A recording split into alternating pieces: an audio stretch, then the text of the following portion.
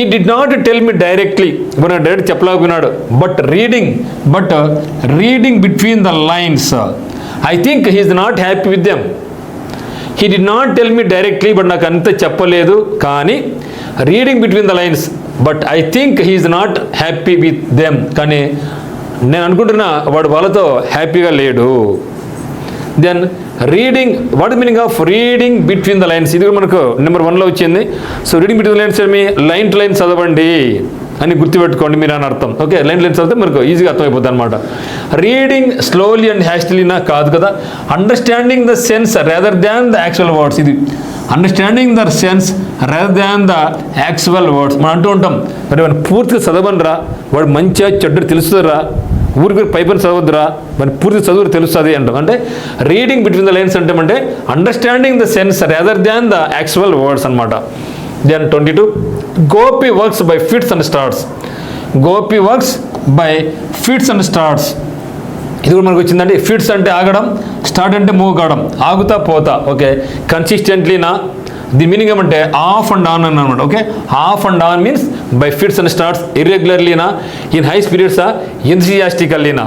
మీరు గమనించండి, ఎంతజియాస్టికల్ అంటే మీ ఉత్సాహంగా కాదు, కన్సిడెంట్ అంటే మీ నిలకడగా కాదు, హై స్పీడ్స్ అంటే హై కాదు, మన ఆన్సర్ ఏమి ఇర్రెగ్యులర్లీ. సో రెగ్యులర్లీ కాదు, ఇర్రెగ్యులర్లీ, ఆగుతాడు పోతాడు, ఇర్రెగ్యులర్గా ఉంది అని అర్థం. Then I cannot put up with your misconduct any longer.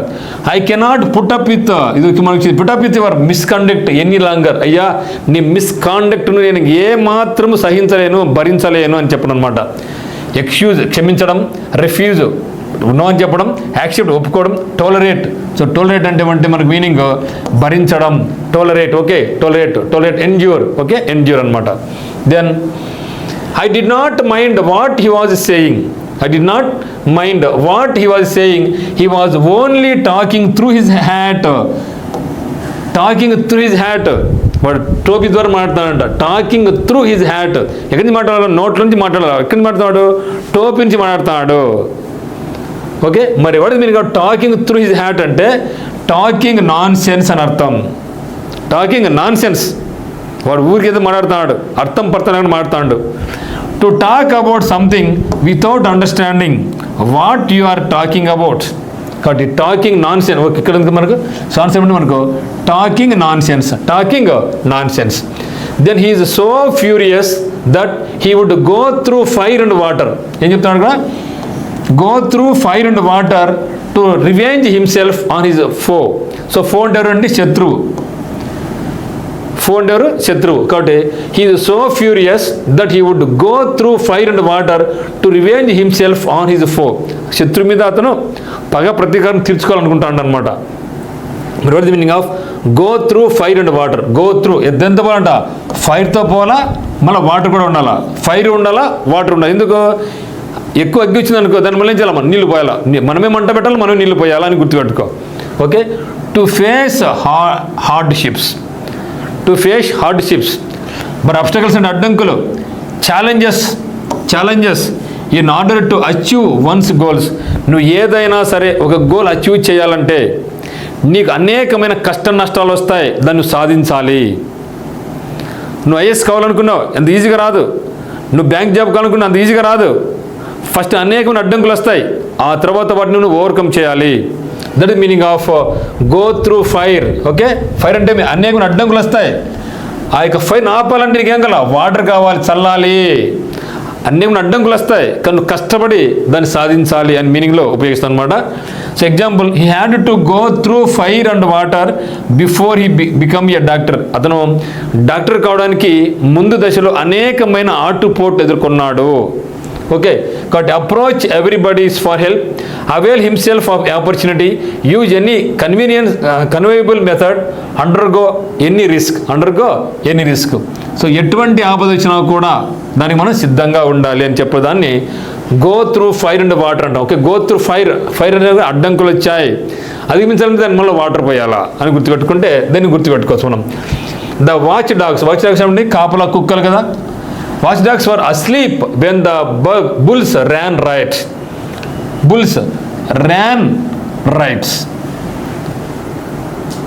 The watch dogs were asleep, నిద్రపోతాయంట కుక్కలు, నిద్రపోతాను ఎప్పుడు, when the bulls ran right. Then what is meaning of ran rights. Okay, so watch dog అంటే ఏమండి, watch dog means a dog kept to guard private property. మన ఇంట్లో ఉంటుందండి, ఇంటి బయట కుక్క ఉంటుంది, ఎందుకు అది కాపలాగా ఉంటుంది కాబట్టి watch dog. If the people run rights, they behave in a way that is not controlled, running in all directions, all being noisy or violent. చూడండి చెప్తున్నాడు, if people run right, they behave in a way that not control, control చేయలేం, running in all directions, అన్ని చుట్టూరు పరిగెడుతూ ఉంటారు, being noisy are violent, అది శబ్దాలు చేస్తూ వైలెంట్గా బిహేవ్ చేస్తూ ఉంటారు. Behave cleverly, acted without restraint, wandered aimlessly, had the best of time. So what is meaning? Acted without restraint అనేది మనకు meaning. Then 27, in spite of the immense pressure, immense అంటే ఏమండి, అధికమైనటువంటి ప్రెజర్, అధికమైన ఒత్తిడి. In spite of the immense pressure exerted by the militants, the government had decided not given. So in spite of the immense pressure exerted by the militants, అంటే ఈ యొక్క militants అనేకమైన pressure government పెడుతున్నారు, అయినా కూడా the government decided not to give in, అయినా కూడా government ఏమనుకుంది, వాళ్ళకు లొంగద్దు అని డిసైడ్ అయిపోయింది. అంతే కదా, మిలిటెంట్స్కి ఏదైనా సరే ఒక డబ్బు కావాలన్నా లేదా ఒక గవర్నమెంట్ తమ బెండ్ చేయాలనుకుంటే ముఖ్యమైన వ్యక్తులను ఏం చేస్తారు, వాళ్ళు విమానం హైజాక్ చేస్తారు, వాళ్ళు మనుషులు కిడ్నాప్ చేస్తారు. అప్పుడు ఏమవుతుంది, గవర్నమెంట్ మీద అనేక ప్రెజర్ వస్తుంది, వాళ్ళు వదలాలనిపిస్తుంది. అటువంటి ప్రెజర్ ఇచ్చినప్పుడు కూడా కొన్నిసార్లు గవర్నమెంట్ ఏం చేస్తుంది, స్టబ్బన్గా ఉంటుంది, కొన్నిసార్లు లొంగిపోవచ్చు కూడా. ఇక్కడ మీనింగ్ ఏమంటే బట్ అంటున్నాడు, కానీ ద గవర్నమెంట్ డిసైడెడ్ నాట్, కానీ గివ్ ఇన్ అంటాడు, accede, yield, oblige, confirm. There what meaning of give in means, okay, give means to admit that you have been defeated by somebody or something. So give in అంటే ఏమంటే ఒప్పుకోవడం, ఓడిపోతున్నాను, లొంగిపోతాను ఒప్పుకోవడం అనమాట. యాక్సీడా, ఈల్డా, అబ్లైజా, కన్ఫర్మా. So what is meaning of give in? So give in, okay. Accede first మనకి యాక్సీడ్ మీన్స్ యాక్సీడ్ ఒప్పుకొనింది, కానీ ఎందుకు అదంటే ఇక్కడ బట్ ద గవర్నమెంట్ డిసైడెడ్ నా, ఓకే, ఇన్ స్పైట్ ఆఫ్ దాని బదులుగా. సో అయినా కూడా అంటే అది పాజిటివ్గా లేదని అర్థం, కానీ ఇది పాజిటివ్ వర్డ్ కాదు, ఇది మనకు ఆన్సర్ కాదు. అబ్లైజ్ కన్ఫర్మ్ కాదు, ఓకే. Then yield, okay. ఎందుకు ఈల్డ్ అంటే యాక్సిడెంట్ ఏమండి, ఒప్పుకోవడం, ఓకే, సమ్మతించలేదు. అనేకమైన ప్రజలు ఒత్తిడి తెచ్చినప్పటికీ గవర్నమెంట్ లొంగలేదు అని దాన్ని మనం చెప్పాలి, ఓకే. ఈల్డ్ అంటే దిగుబడి, పంటలు వేస్తే దిగుబడి అంటాం, దాని మీద సమర్పించడం, లొంగిపోవడం లేదా పశ్చాత్తాపడడం. కానీ గవర్నమెంట్ అయితే మాత్రం లొంగిపోలేదు. ప్రజలు అనేకమైన ఒత్తిడి తెచ్చినప్పటికీ, ఒత్తిడి వచ్చినప్పటికీ కూడా గవర్నమెంట్ అనేది ఈ యొక్క మిలిటెంట్స్ ఎంత తెచ్చినా కూడా గవర్నమెంట్ అయితే లొంగలేదు అని చెప్పడంలో ఉపయోగిస్తారు ఈల్డ్ అనేది. సో ఎగ్జర్టెడ్ అంటే apply or bring to bear force or influence or quality అనమాట. Then the young and the old sat cheek by jowl in the large audience. The young and old sat, young వాళ్ళు old వాళ్ళు కూర్చోన్నారు. ఎక్కడ కూర్చున్నారు? The young and the old, young people old people కూర్చొని ఎక్కడ కూర్చున్నారు? చీక్ by జావల్. చీక్ అంటే ఏమండి దవడ, జావల్ అంటే ఏమండి, ఓకే. చీక్ అంటే బుగ్గలు, దవడలు, చెంపలు. జావల్ అంటే చీక్ అంటే బుగ్గ, చెంప, జావల్ అంటే దవడ, ఓకే. చీక్ అంటే బుగ్గలు, చెంపలు, జావల్ అంటే దవడలు. మీరు ఎక్కడుంటాయి రెండు? చీక్ అండ్ జావల్ చాలా దగ్గరలో ఉంటాయి కదా, రెండు కలిసే ఉంటాయి కదా, పక్కపక్కన ఉంటాయి కదా, కాబట్టి వెరీ క్లోజ్ అని అర్థం. యంగ్ పీపుల్, ఓల్డ్ పీపుల్ ఒకే చోట దగ్గరగా కూర్చొని ఉన్నారు. Very near, very far, irritated, tongue tied. So ఎక్కడున్న వాళ్ళు చాలా దగ్గర కూర్చున్నారు. సార్ వెరీ నియర్ దగ్గర కూర్చొని ఉన్నారు. We wanted to keep the gift as a surprise for mother, but my sister gave the game away. We wanted to keep the gift as a surprise for mother. So మా మదర్కు ఒక గిఫ్ట్ని surprise ఇవ్వాలని మేము అందరూ కోరుకున్నాం. But my sister, కానీ మా sister ఏం చేసింది? గేవ్ ద గేమ్ అవే చేసింది. మీరు గమనించినప్పుడు సరే, ఒరే ఈ విషయాన్ని మన అమ్మకి చెప్పొద్దు అనుకుంటాం. అమ్మకు సర్ప్రైజ్ చేయాలా, బర్త్డే కదా, మరి ఏదో గిఫ్ట్ చేసాం, కానీ అమ్మకు మనం చెప్పదు, సీక్రెట్ ఇచ్చి అమ్మకు surprise చేయాలనుకుంటాం.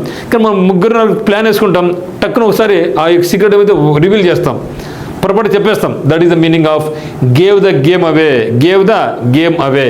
Okay, spoil the surprise. అని మనం ఏమైతే అనుకున్నామో సర్ప్రైజ్ను స్పాయిల్ అయిపోయింది, చెప్పబడింది.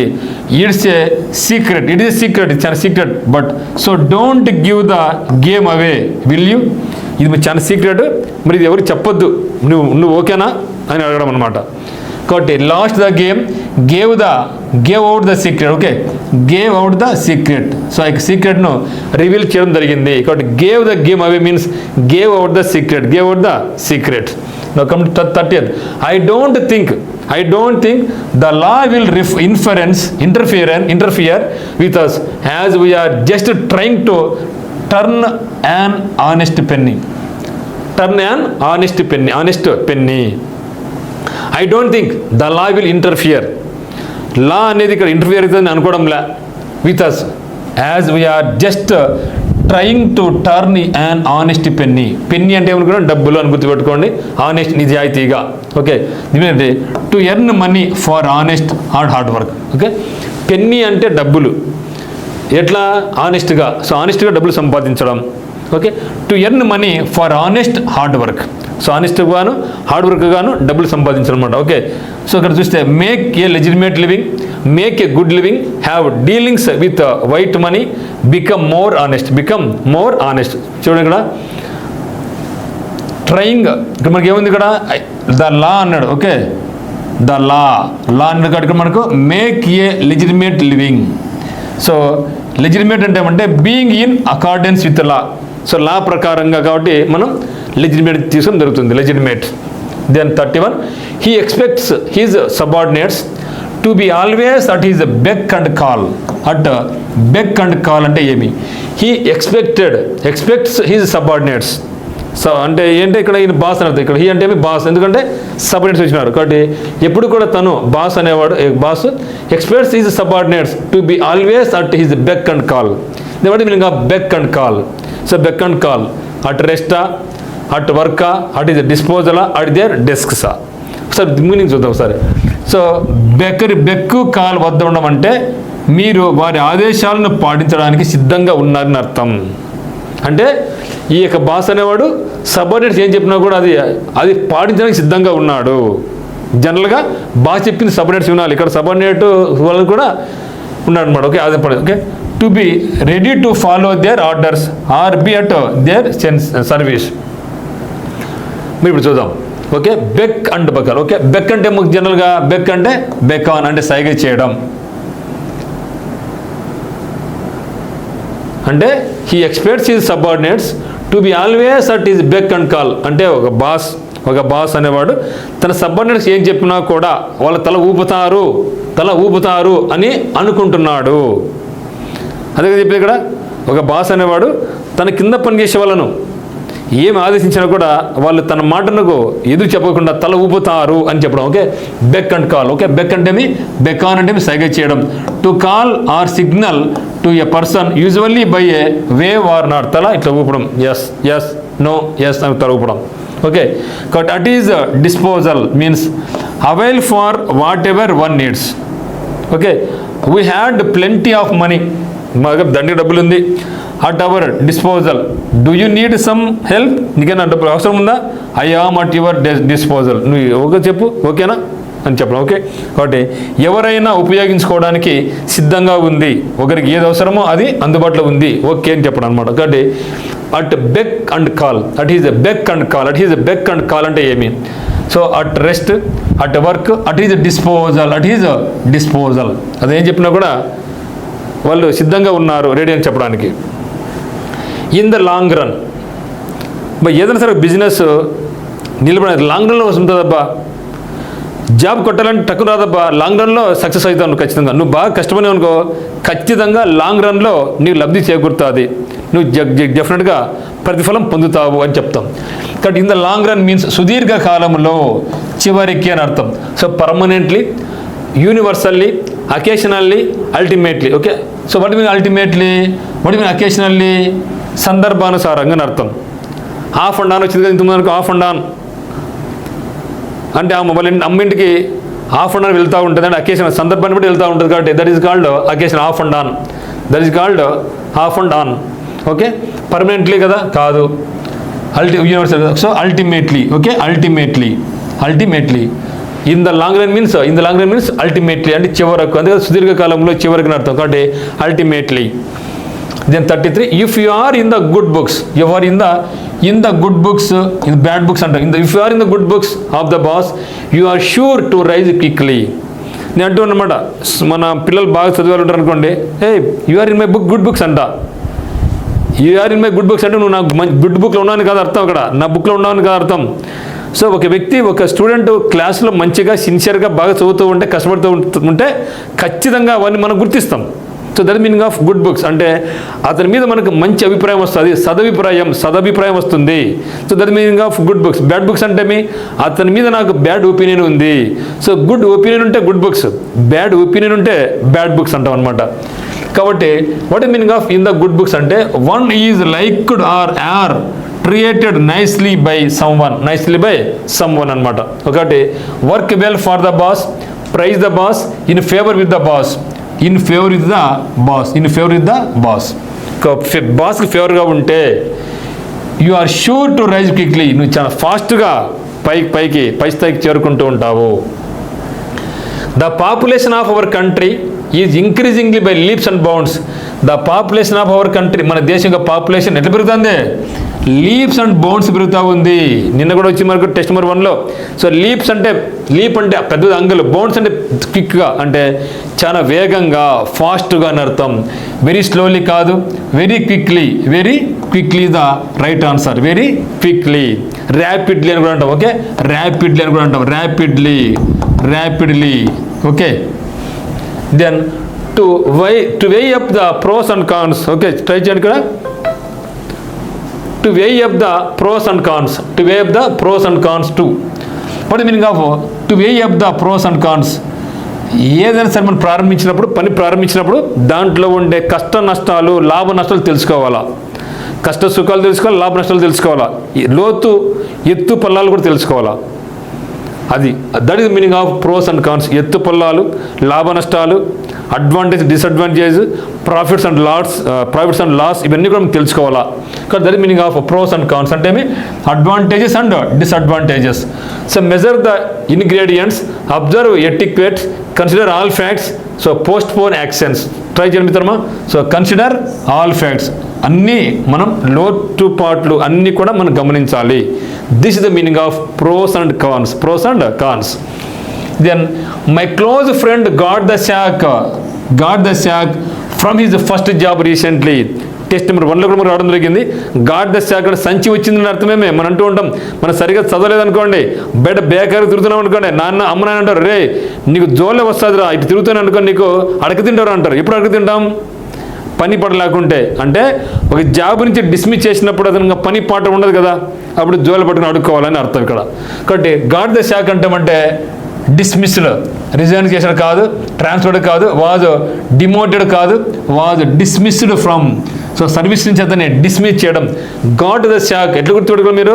అడక తింటున్నారు అంటే అడక తినడానికి శాక్ అంటే సంచి, గోనె సంచి వచ్చిందంటే అడుక్కోవడానికి అని అర్థం. సో కాబట్టి వాజ్ డిస్మిస్ అయిపోయిన జాబ్ లేదు, అడక తినాలని అర్థం. అట్లా గుర్తుపెట్టుకోండి. The green I'd monster strikes a women the moment she Cs her husband talking to another pretty women. So ఒక వైఫ్ చూసింది, వాళ్ళ హస్బెండ్ ఎవరితో మాట్లాడుతున్నాడు, వేరే అందమైన ఉమెన్తో మాట్లాడుతున్నాడు. అది వాళ్ళ భార్య చూసింది. మీరు గమనించండి మిత్రంగా. సో భార్య పక్కన పెట్టుకొని మొగుడు వేరే అందమైన అమ్మాయిని చూసినాడు అనుకో, ఇవి గమ్ముంటుందా? అప్పుడు కొట్టి పడేసారు, అట్లా ఏం తగ్గేస్తాను అనేసి. అంటే ఆమెకు అప్పుడు జలసి అనమాట. నాకన్నా అందంగా ఉంది అది, నువ్వు దాన్ని చూస్తున్నావా అని ఆమెకు ఏముంటుంది? జలసి వస్తుంది. ఎవరికైనా, ఏ లేడీకైనా సరే జలసి వస్తుంది. సో భార్య పక్కన ఉన్నప్పుడు వేరే ఆమెను చూసినప్పుడు ఖచ్చితంగా అసూయ కలుగుతుంది. యాంగర్ కోపం రాదు, ఎన్వి అసూయ, హేట్రెడ్, జలసీ. ఇక్కడ మనకు మీనింగ్ ఏమంటే జలసీ. సో ఎన్వి అనేది కూడా మనకు జలసీ అయినా కానీ జలసీ అనేది మనకు సూటబుల్ వర్డ్ అనమాట ఇక్కడ. ఓకే, పచ్చని కలర్ రాక్షసుడు. ఓకే, మాన్స్టర్ అంటే అండి గ్రీన్ ఐడ్ మాన్స్టర్ అంటే పచ్చని కలర్ రాక్షసుడు, జలసీ అంటే అసూయ. సో ఎన్వి అనేది కూడా మనకు అసూయ అనమాట. కానీ ఇక్కడ సూటబుల్ వర్డ్ మనకి ఏమంటే జలసీ కలుగుతుంది అనమాట. Okay, then to fight tooth and nail. To fight tooth and nail అంటే ఫైట్ చేస్తుంది. దేంతో ఫైట్ చేస్తున్నారు? టూత్ అంటే పండ్లతో మరియు నేలుతో, గోర్లతో ఫైట్ చేస్తున్నారు.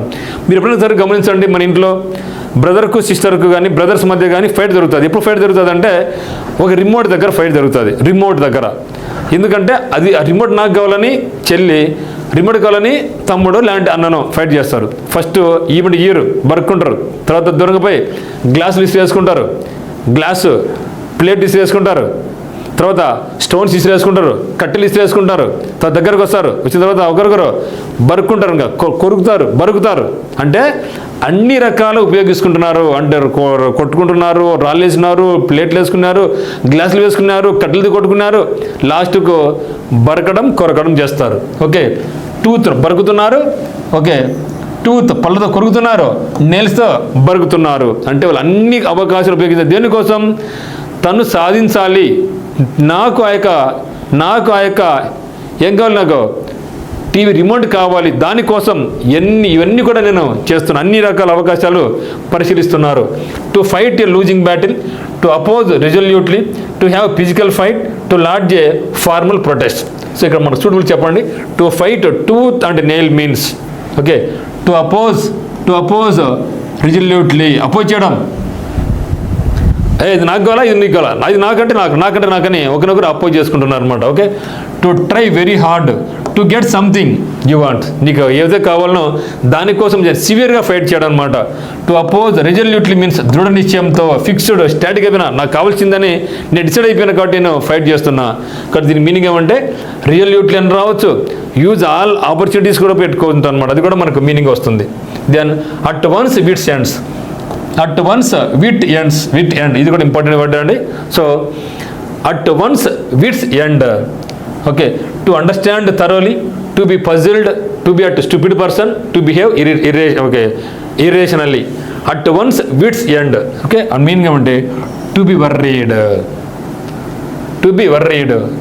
కన్ఫ్యూజ్డ్ ఆర్ అన్నాయిడ్, బాధపడడం, that you don't know what to do next. Next ఏమి చేయాలో నాకు తెలియడం లేదు, నాకు పాలు పోవడం లేదు, నెక్స్ట్ ఏం చేయాలో నాకు అర్థం కావడంలే. అప్పుడు మనకి ఏమొస్తుంది? ఖచ్చితంగా మనకు అన్యాయన్స్ వస్తుంది, బాధ వేస్తుంది, ఏం చేయాలో సిచ్యువేషన్ మనకు అర్థం కాదు, మరి కంప్లీట్గా పజిల్లోకి వెళ్ళిపోతాం, కంప్లీట్గా మనకు అర్థం కాదు. So that is meaning of one's wit ends. Okay, worry అవుతాం, కన్ఫ్యూజ్ అవుతాం, అన్యాయం చెందుతాం. ఎప్పుడు? You don't know what to do next ఏం చేయాలా. సో కాబట్టి టు బి పజిల్డ్ అంటే కన్ఫ్యూజ్ కావడం. Puzzled means confuse. అదే కదా పజిల్స్ ఏం సాల్వ్ చేయాలంటే ఆ పజిల్ని సాల్వ్ చేయాలంటే మనకి ఎంత టైం పడుతుంది, అంత కన్ఫ్యూజ్గా ఉంటుంది, నేర్చుకోవాలా. దాన్ని సాల్వ్ చేయాలంటే అంత ఎక్కువ టైం తీసుకుంటుంది. కాబట్టి పజిల్డ్ మీన్స్ కన్ఫ్యూజ్డ్.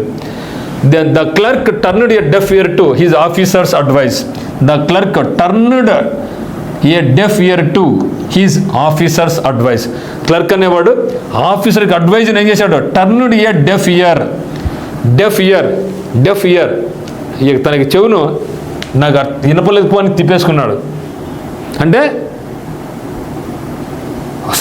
వాళ్ళ ఆఫీసర్ మాట్లాడుతున్నాడు, ఈడేమో తిప్పేసుకున్నాడు, తల తిప్పేసుకున్నాడు. అంటే చెవు నేను ఇన్ను పోరా అని పక్కన తిప్పేసుకున్నాడు. అంటే నీ మాట వినను పో, నీ మాట వినను, పెడ చెవిని పెట్టేసాను. మేము చెప్తాం తెలుగులో ఏం చేయడం?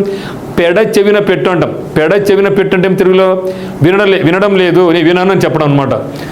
Dispute. Okay, to ignore someone when they complain or ask for something, refuse to listen. అంతే కదా, ఆఫీసర్ బాస్ మాట్లాడుతూ ఉంటే ఈడు తలకి తిప్పేసుకున్న అర్థమేమి? నేను వినను పని చెప్పడం కదా, పెడ చెవిని పెట్టనే కదా, రిఫ్యూజ్ చేయడమే కదా, ఒప్పుకోకపోవడమే కదా. కాబట్టి disputed, paid attention to, disregarded, acknowledged gratefully. Okay, so disregarded ఏమంటే పట్టించుకోలేదు, నిర్లక్ష్యం. That is meaning of disregarded means పట్టించుకోలేదు అని అర్థం, నిర్లక్ష్యం వహించాడని అర్థం. సో ఇది మిత్రమా. సో మనకు టెస్ట్ 2లో ఉన్నటువంటి 40 ఇడియమ్స్ అండ్ ఫ్రేజెస్, ఇవన్నీ కూడా చాలా ఇంపార్టెంట్, మనకు ప్రతి ఎగ్జామ్లో ఉపయోగపడతాయి. దీన్ని మరొకసారి రివిజన్ చేసుకుంటే మీకు చాలా యూస్ఫుల్గా ఉంటుంది. So once again, thank you for choosing Uttam's Academy online classes.